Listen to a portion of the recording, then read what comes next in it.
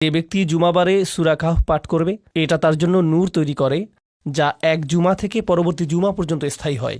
এই সূরাটির উদ্দেশ্য হল মানবজাতির সর্ববৃহৎ যে পরীক্ষার সম্মুখীন হবে তা থেকে সুরক্ষা দেয়া, যার সম্পর্কে স্বয়ং রাসূল সাল্লাল্লাহু আলাইহি ওয়াসাল্লাম সতর্ক করেছেন।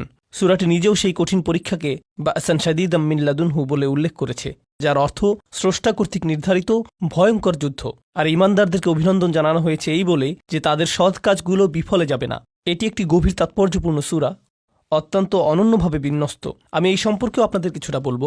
আমরা জানি যে সূরাটি 4টি ঘটনায় বিভক্ত, কিন্তু এটা তার চেয়েও কিছুটা বেশি জটিল। এতে রয়েছে 4টি অনুচ্ছেদ এবং 4টি ঘটনা। তো আমি চাই যে আপনি এভাবে চিন্তা করুন যাতে সূরাটির বিষয়বস্তুকে নিজের মস্তিষ্কে সাজাতে পারেন, আর তা হলো আপনি এটাকে 2টি খণ্ডে চিন্তা করতে পারেন। ওকে, তো সূরাটির প্রথম খণ্ডের শুরুতে রয়েছে একটি অনুচ্ছেদ যা আল্লাহর দেয়া খুতবা, যা আমাদেরকে এই জীবনের ক্ষণস্থায়ী প্রকৃতি সম্পর্কে শেখায়। এর পরে রয়েছে প্রথম ঘটনাটি, এর পরে রয়েছে আরেকটি খুতবা, যার পরে রয়েছে আরেকটি ঘটনা।